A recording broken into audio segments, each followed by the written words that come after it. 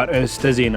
በኢትዮጵያ የሚገኙ 3.3 ሚሊዮን ተፈናቃዮች በቂ እርዳታ እየቀረበላቸው እንዳልሆነ ተነገረ። የፌዴራል ዋና ኦዲተር ባካሄደው ምልከታ ሕፃናት እንዲሁም ነፍሰ ጡርና የሚያጠቡ እናቶች በቂ አልሚ ምግብ እየቀረበላቸው እንዳልሆነም ተገልጿል። ትሰሙታላችሁ። በኢትዮጵያ 19.8 ሚሊዮን ሰዎች በተለያየ መንገድ ለትንባሆ ጭስ ተጋላጭ መሆናቸውን የምግብና መድኃኒት ባለስልጣን አስታውቋል። ዕድሜያቸው ከ15 ዓመት በላይ የሆኑ ከ2.4 ሚሊዮን በላይ ሰዎች ደግሞ የትንባሆ ምርቶችን በተለያየ መንገድ ይጠቀማሉ ተብሏል። እንነግራችኋለን። በሱዳን በተፈጸመ ጥቃት 40 ሰዎች መገደላቸውን የዓለም ጤና ድርጅት ዋና ዳይሬክተር ዶክተር ቴዎድሮስ አዳኖም ተናግረዋል። በሀገሪቱ የሚገኙ የሰብአዊ መብት ተሟጋቾች ለጥቃቱ የጦር ሰራዊቱን ተጠያቂ ማድረጋቸውም ተገልጿል። ትሰሙታላችሁ። ኢራን ቦታው የት እንደሆነ ያልታወቀ የኒውክሌር ጣቢያ እንዳላት ተሰምቷል። ባለፈው እሁድ የተፈጸመው የአሜሪካ ጥቃት የኒውክሌር ማብለያ ጣቢያዎችን በትክክል አላጠቃም ተብሏል። ከባህር ማዶ የያዝነው ጉዳይ ነው። ኢራን የአሜሪካ የደህንነት ተቋማት ላይ ያነጣጠሩ የሳይበር ጥቃቶችን ለመፈጸም ሙከራዎችን እያደረገች እንደሆነ ተነግሯል። አሜሪካ በኒውክሌር ጣቢያዎች ላይ የፈጸመችውን ጥቃት ተከትሎ የሁለቱ ሀገራት እሰጥ አገባ መጋጋሉም ተነግሯል። ዝርዝሩን ይዘናል።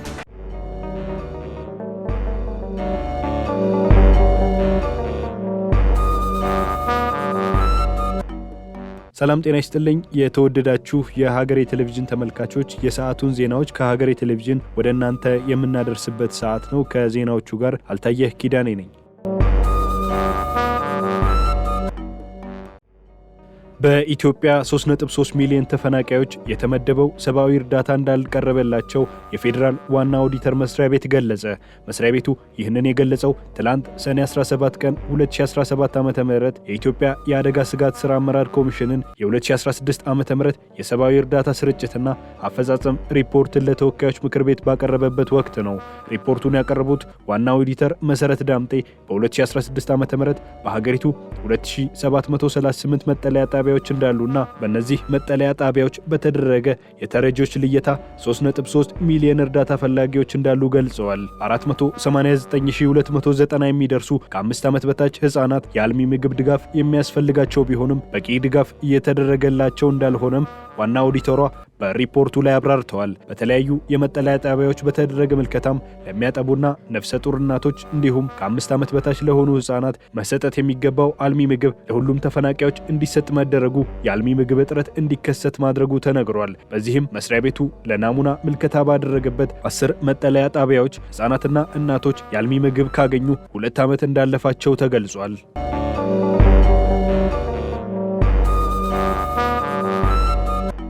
በኢትዮጵያ 19.8 ሚሊዮን ሰዎች በተለያየ መንገድ ለትንባሆ ጭስ ተጋላጭ መሆናቸውን የምግብና መድኃኒት ባለስልጣን አስታውቋል። የአውሮፓውያኑ 2024ን መሰረት አድርጎ በተሰራ የዳሰሳ ጥናት በመንግስት ተቋማት፣ በመኖሪያ ቤቶች፣ በሬስቶራንትና መሰል የህዝብ መሰብሰቢያ ስፍራዎች ላይ 19.8 ሚሊዮን ሰዎች ለትንባሆ ጭስ መጋለጣቸው እንደተረጋገጠ ነው ባለስልጣኑ ያስታወቀው። ዕድሜያቸው ከ15 ዓመት በላይ የሆኑ ከ2.4 ሚሊዮን በላይ ሰዎች ደግሞ የትንባሆ ምርቶችን በተለያየ መንገድ ይጠቀማሉ ተብሏል። ባለስልጣኑ የትንባሆ ቁጥጥር ስራዎችን አጠናክሮ ለመስራት ከ20 ተቋማት ጋር ስምምነት መፈጸሙንም ዋና ዳይሬክተሯ ሄራን ገርባ ጠቁመዋል። ስምምነቱ ተቋማትን ከትንባሆ ጭስ ነፃ ለማድረግ፣ ስለ ትንባሆ ጎጂነት ግንዛቤ ለማስጨበጥ፣ ከትንባሆ ኢንዱስትሪ ጋር የሚደረጉ የሽርክና ስምምነቶችን ለመከላከል የተለያዩ የቁጥጥር ስልቶችን በመጠቀም የትንባሆ ምርትና ተጠቃሚነትን በጋራ ለመቆጣጠርና ለመከላከል የሚያስችል መሆኑንም ዋና ዳይሬክተሯ ተናግረዋል ሲል ፕሬስ ድርጅት ዘግቧል።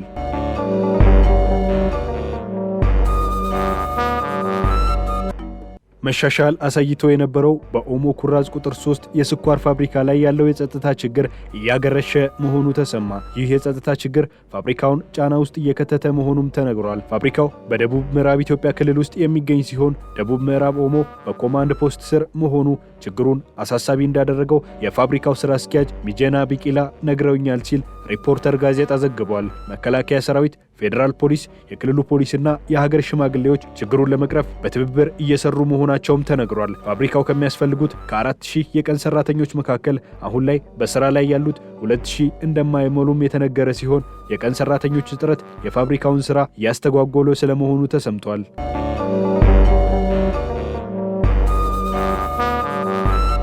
የከተማና መሰረተ ልማት ሚኒስቴር ከሌሎች ባለድርሻ አካላት ጋር በመተባበር ያዘጋጀው ቢግ 5 ኮንስትራክት ኢትዮጵያ የንግድ ትርኢት ለሶስተኛ ጊዜ ከሰኔ 19 እስከ 21 ድረስ በሚሊኒየም አዳራሽ እንደሚካሄድ ተገልጿል። ከምስራቅ አፍሪካ መሰረተ ልማትና ውሃ ኤክስፖ ጋር በመተባበር የሚዘጋጀው ይህ የንግድ ትርኢት 67 ቢሊዮን ዶላር የሚገመት የግንባታ ገበያንና 365 ቢሊዮን ዶላር የሚገመት የመሰረተ ልማት ገበያን በመደገፍ ዘርፈ ብዙ ትብብርና የንግድ ትስስር ይፈጥራል ተብሎ እንደሚገመት ተገልጿል። በንግድ ትርኢቱ ላይ ከቻይና፣ ከጀርመን፣ ህንድ፣ ጣሊያን፣ ኬንያና የተባበሩት አረብ ኤሚሬትን ጨምሮ ከ20 ሀገራት የተውጣጡ ከ180 በላይ የሚሆኑ ኤግዚቢሽን አቅራቢዎች አዳዲስ የግንባታና የመሰረተ ልማት ግብዓቶች እንደሚቀርቡ ተገልጿል።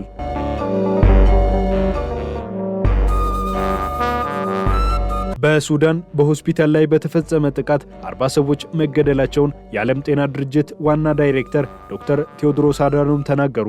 በሀገሪቱ ሙጃላድ በተባለው ሆስፒታል ቅዳሜ ዕለት በተፈጸመ ጥቃት ሕፃናት፣ ታዳጊዎችና የጤና ባለሙያዎችን ጨምሮ ከ40 በላይ ሰዎች ስለመገደላቸው ነው የተነገረው። በሀገሪቱ በሱዳን ጦር ኃይሎችና በፈጥኖ ደራሽ ኃይሉ መካከል እየተደረገ የሚገኘው ጦርነት ዜጎችን ለከፋ ሰብአዊ ቀውስ መዳረጉ ተነግሯል። ዶክተር ቴዎድሮስ አድሃኖም በሀገሪቱ በሚደረገው ግጭት ሳቢያ የጤና መሰረተ ልማቶች ላይ ጥቃት እንዳይሰነዘር ጥሪ አቅርበዋል። በሀገሪቱ የሚገኙ የሰብአዊ መብት ተሟጋቾችና የህግ ባለሙያዎች ለጥቃቱ የሱዳን ጦርን ተጠያቂ ያደረጉ ሲሆን ዋና ዳይሬክተሩ ግን ለጥቃቱ ማንንም ተጠያቂ እንዳላደረጉ ሮይተርስ ዘግቧል።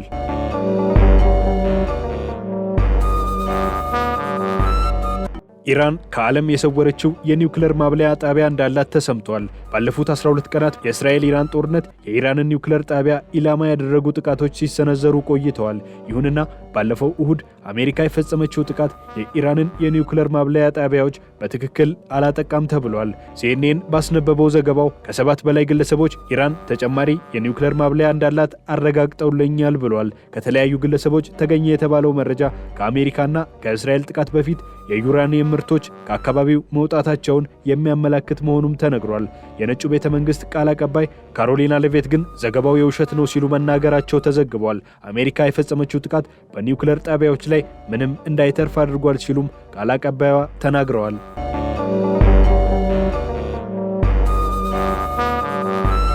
አሜሪካ የኒውክሌር ጣቢያዎቿ ላይ የፈጸመችውን ጥቃት ተከትሎ ኢራን የአሜሪካ የደህንነት ተቋማት ላይ ያነጣጠሩ የሳይበር ጥቃቶችን ለመፈጸም ሙከራዎችን እያደረገች እንደምትገኝ ታይምስ ኦፍ እስራኤል ዘግቧል። ኢራን አሁን ላይ ተጨማሪ ጥቃቶችን በአሜሪካ ላይ ለመፈጸም እየዛተች የምትገኝ ሲሆን በጥቃቱ ኢላማ የተደረጉት ደግሞ የኤሌክትሪክ ኃይል ማሰራጫ ማዕከላት፣ የውሃ አገልግሎት ማዕከላትና መሰል መሰረታዊ አገልግሎት ሰጪ ዘርፎች ናቸው ተብሏል። የአሜሪካው ብሔራዊ የጸረ ሽብር አማካሪ ባሳለፍነው እሁድ ይህንኑ የኢራን የሳይበር ጥቃት በተመለከተ ማስጠንቀቂያ የሰጡ ሲሆን በማስጠንቀቂያውም በአሜሪካ ውስጥ ጠንካራ የደህንነት ጥበቃ ስርዓት የሌላቸው ኔትወርኮችና ከኢንተርኔት ጋር ግንኙነት ያላቸው መተግበሪያዎች በኢራን ሊፈጸም ይችላል ተብሎ ለተሰጋበት የሳይበር ጥቃት በሰፊው የተጋለጡ ናቸው ተብሏል።